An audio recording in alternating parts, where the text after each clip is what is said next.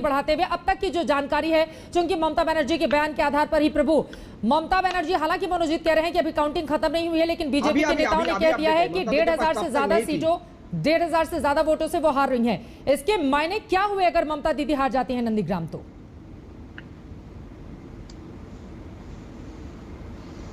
635 का अपडेट मैंने बता दिया, अभी तक कंक्लूडेड नहीं हुआ। प्रभु जी, आपकी स्क्रीन म्यूट है, आप उसको ऑन कर लीजिए, आपकी आवाज नहीं आ रही है हम तक। मैं ये मान के चल रहा हूँ, ममता जी ने खुद कहा है कि वो चुनाव के डिफीट को एक्सेप्ट करती हैं। अब रिजल्ट क्या आता है हम वेट करेंगे उसके लिए, परंतु हमारे एग्जैक्ट पोल में एक बात कही थी कि हमारे गुप्ता जी ने कि चुनाव वो हार सकती है। तो मैंने मजाक भी किया था कि अगर चुनाव वो हार गई तो शायद बीजेपी को 200 सीटें मिलेगी। वो तो नहीं हुआ, परंतु मुख्यमंत्री पहली सिटिंग चीफ मिनिस्टर हैं जहां जिनकी पार्टी ऑलमोस्ट 2/3 मेजोरिटी पे आ गई है और वो खुद हार गई है। सीट बहुत मुश्किल थी, जैसे उन्होंने कहा कि सेक्रीफाइस करना पड़ता है कुछ लिए, इसलिए वो वहां जा करके बैठ गई थी, जिसकी सिंपैथी भी उनको मिल सकती है बाकी स्टेट बाकी जगह के ऊपर। क्योंकि अल्टीमेटली वोट तो ये मान के चलना होगा कि ममता चाहे खुद हार गई हो, परंतु उनके नाम से बाकी 217 कैंडिडेट जीत रहे हैं या 212 जीत रहे हैं, ये तो स्पष्ट हो रहा है। पहले से ज्यादा हमको सीटें मिल रही हैं और उन्होंने अनाउंस भी कर दिया कि मैं स्वीरिंग करने चली जा रही हूँ। अभी एमएलए की मीटिंग नहीं हुई, इसका मतलब ये है कि उनका वर्चस्व पार्टी के ऊपर बना हुआ है। तो उनका हारना ना हारना ये कोई मायने नहीं रखता, क्योंकि उनकी पार्टी उन्हीं के नाम पर जीती हुई है। ममता बनर्जी अगर नहीं होती क्या पार्टी जीत जाती? इसलिए उनकी हार में भी उनकी जीत है। जैसे बीजेपी भी अपने हार में अपनी जीत को दिखा रही है कि हमारी 3 सीटें थी, उसके बाद 75 हो गई, 78 हो गई।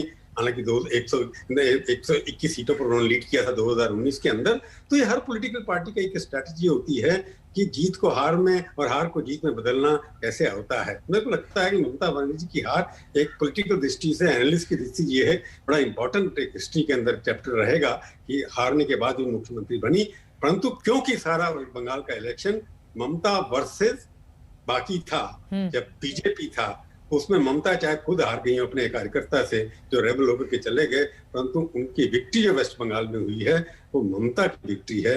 एक सीट हारना और 212 जीतना ये बहुत बड़ी बात है। यकीनन ये महत्वपूर्ण बात आपकी ओर से कही गई है और टीएमसी शुरू ही ममता बनर्जी से होती है और खत्म भी ममता बनर्जी के साथ ही हो जाती है।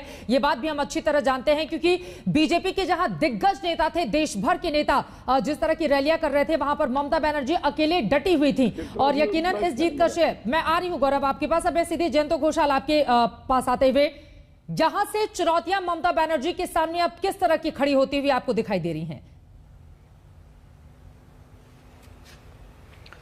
देखिए, 2-3 बातें हम बहुत संक्षेप में बोलना चाहूंगा। नंबर 1 है कि ममता बनर्जी आज जो प्रेस कॉन्फ्रेंस किए हैं वहां ये भी बताया कि कल 3-3:30 बजे और एक प्रेस कॉन्फ्रेंस करेंगे और बहुत ही जल्दी ओथ टेकिंग सेरेमनी हो जाएगा और पार्टी का मीटिंग कल होगा।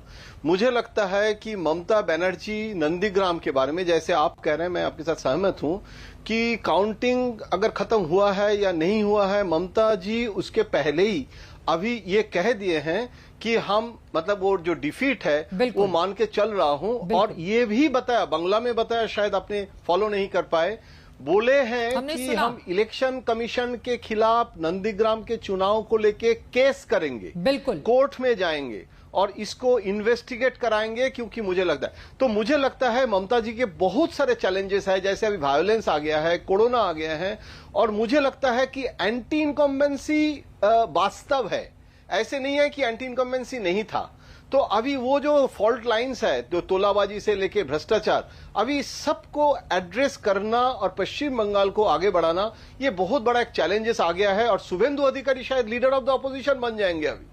तो इसीलिए अभी और इतने सारे नंबर ऑफ एमएलएज विधानसभा में होंगे, मुकुल रॉय भी होंगे, तो मुझे लगता है कि अभी खेल खत्म नहीं हुआ, एक नई खेल बीजेपी के तरफ से भी शुरू होगा। अभी तो मतलब बीजेपी लॉन्ग टर्म पॉलिटिक्स करते हैं, तो जो परसेंटेज ऑफ वोट बढ़ा है, जैसे बीजेपी का ग्रोथ हुआ है, अभी लेफ्ट कांग्रेस को खत्म करके राइट विंग ऑपोजिशन पहली बार पश्चिम बंगाल में हुआ, लेफ्ट विंग रेडिकलिज्म को खत्म करके राइट विंग ऑपोजिशन, तो ममता को ये सब फेस करना पड़ेगा। ये सब फेस करना पड़ेगा और ये बहुत बड़ी चुनौतियां हैं क्योंकि बीजेपी एक बड़ी तादाद में, सोचिए 3 पार्टी, जहां सिर्फ 3 सीटें 2016 में इस पार्टी ने जीती थी, अब उसका जो दायरा है वो 78 पर चला गया है। ऐसे में जरा सोचिए किस तरह की बड़ी चुनौतियां विधानसभा के भीतर भारतीय जनता पार्टी की ओर से पेश की जाएगी। मोनोजीत मंडल, दीदी तैयार हैं इसके लिए? दीदी तो बिल्कुल तैयार है। She has already taken charge.